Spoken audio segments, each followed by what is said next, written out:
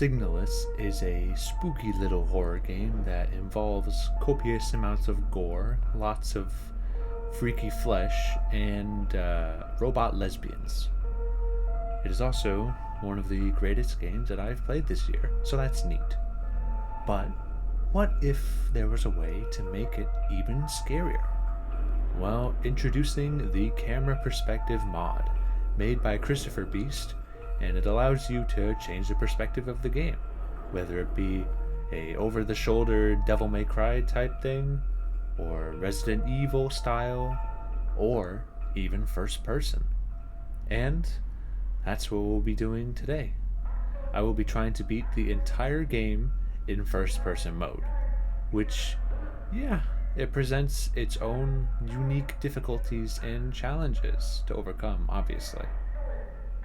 And yeah, before the video starts, I just want to give a big shout out to the mod, obviously, as well as its creator, because it is a very well made mod.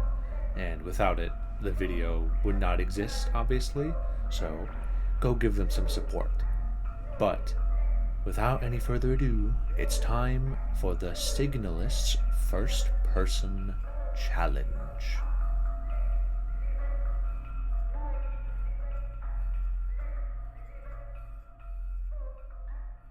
For starters, let me just talk about the gameplay experience. Like I said, the mod itself is great, and the fact that you can even play the game like this and still have it work pretty much fine is a testament not only to the mod's quality, but also to the game itself. Sure, there's a little jank, like how the controls can be kinda weird. You basically have to use tank controls if you don't want motion sickness. You'll see walls being missing, which, of course, you're never meant to see them from the game's original perspective, so it makes sense. And the big thing, enemies are transparent. Kinda. From afar, you can definitely tell where they are, but if they get up close, it's gonna become a mess. And of course, I'm not gonna be able to see as much due to this angle. And don't get me started on dark rooms, they are a pain. But nonetheless, the journey was on, as I headed into the facility to begin the game.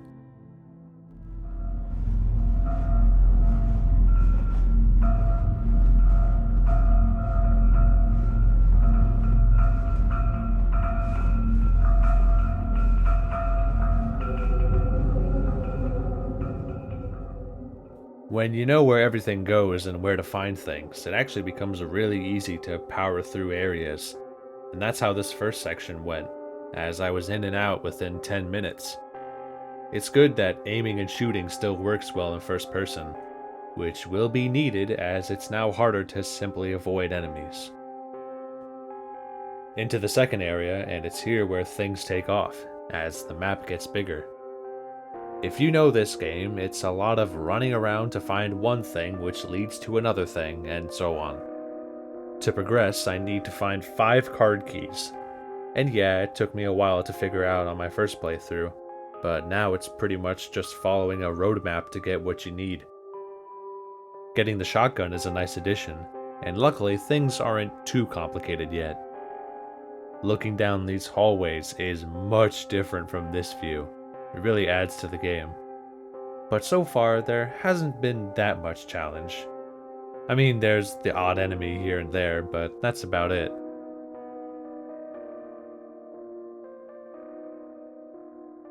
Well, that's about to change, as it's time for the first boss, Mina. And yeah, this is where things get a little awkward. Sure, you gotta worry about the big guy here, and the other various enemies that spawn in. But the biggest hurdle is just how little you can see. Yeah, did I mention that I can't look down? That's kinda important, and it led to me getting stuck on random things quite a lot. Which you would imagine is very annoying when you're in the middle of a fight. However, I was still able to come out victorious on my first try, after a 6-minute slog. Damn.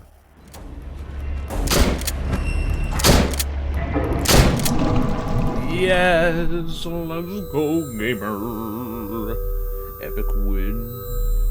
Anyway, after getting pushed down the elevator by stupid bitch number 1, it's time for the third area, and also where things start to get tough. This map is huge, spanning 4 floors and lots of locked doors and dark halls. And of course, tough enemies. And yeah, when you can barely see them, it makes it even worse. It's here where I had my first death, as yeah, my health was pretty much looking low the whole time. I remember this section taking forever on my first playthrough, and it still took a while here. Basically, you gotta get enough keys to get the admin key to proceed, which in typical Signalis fashion requires doing 500 other things to get. It's also here where you get the flashlight, and also where the first dark rooms show up. And yeah, dark rooms suck even more in first person, as you are not seeing a goddamn thing without the flashlight, and trying to navigate the darkness with tank controls while there's 3 enemies coming for you is a pain. Throughout my whole playthrough, I did my best to spend as little time as possible in these rooms, but it was worth going through to get the revolver. After a long struggle, I got the admin key, and was finally able to get the hell out of here and head on to the next section.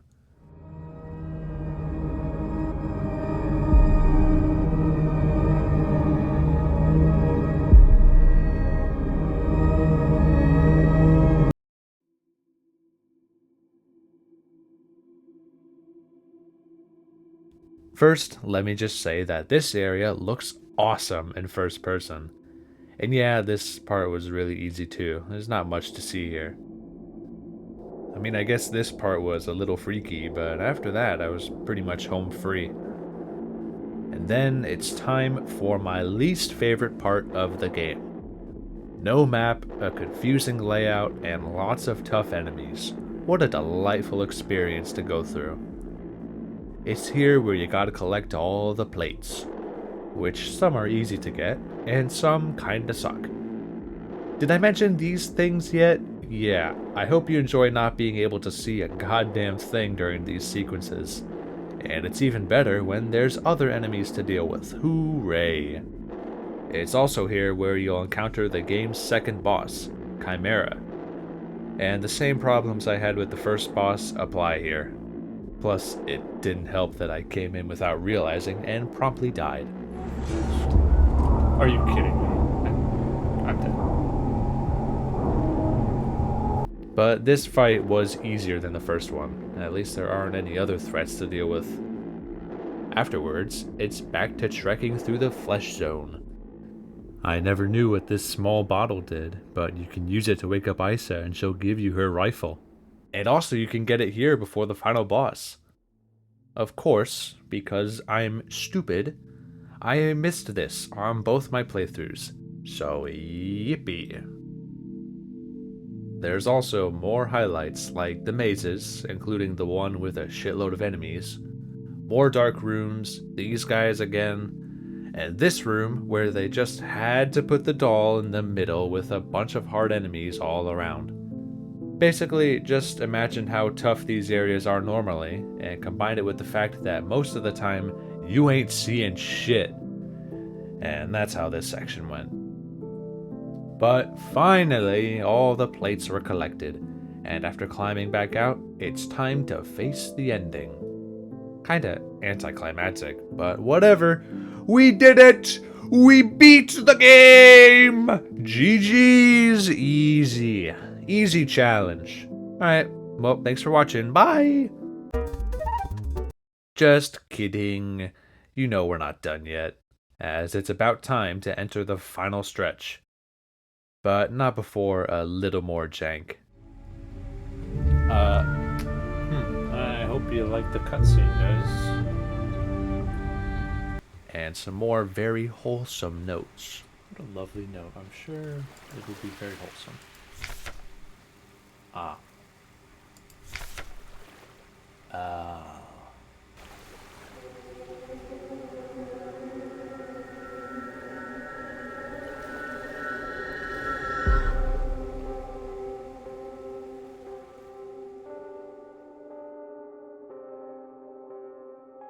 Yay, we're back where we started! Yippee!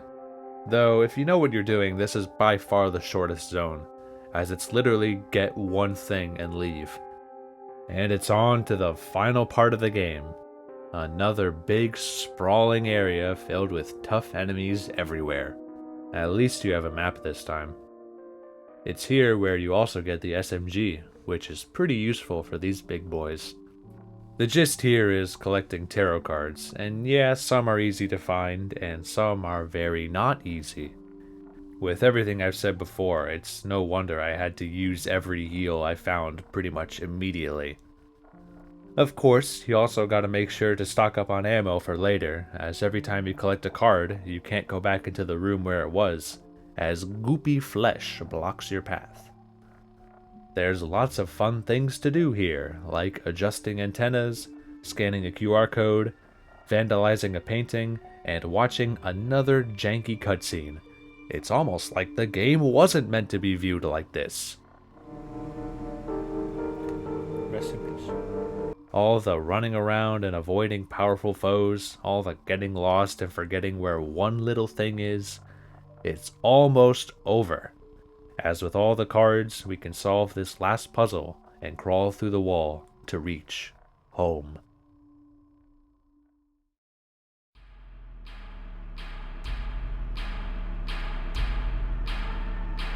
And so it's time for the final boss, Falk, where the struggles of the game combined with the jank of first person come together for an annoying fight. I beat this first try on my first playthrough, but here it took a number of attempts, whether it be running out of heals or ammo, or just getting stuck somewhere and getting owned. In a dark room with attacks that kinda blend in with the scenery, it's unsurprisingly kinda tough to dodge them. Yeah, I died a few times here, but the one thing that was on my side was when these barriers show up, it's easier to shoot through them in first person. Also, can't forget the screen just freaking out the lower your health gets, making the already hard to see environment even more unmanageable. But finally, I was able to prevail and bring Signalis to a close. Yes! Yes! G fucking G, baby! Let's fucking go! It's over. If it wasn't clear enough throughout this video, this game is a masterpiece. And this mod is also very good, and definitely worth checking out if you want a fresh way to play the game. It's got its hiccups, and there's a bit of jank, but overall it works really well, and adds a whole new layer of challenge. It took me about 5.5 hours to reach the ending, with only 8 deaths. Actually, it wasn't as bad as I thought. If you want to try this for yourself, the link to the mod will be in the description. And yeah, play this game if you haven't already. It is so goddamn good. Anyways, thanks for watching. Bye bye!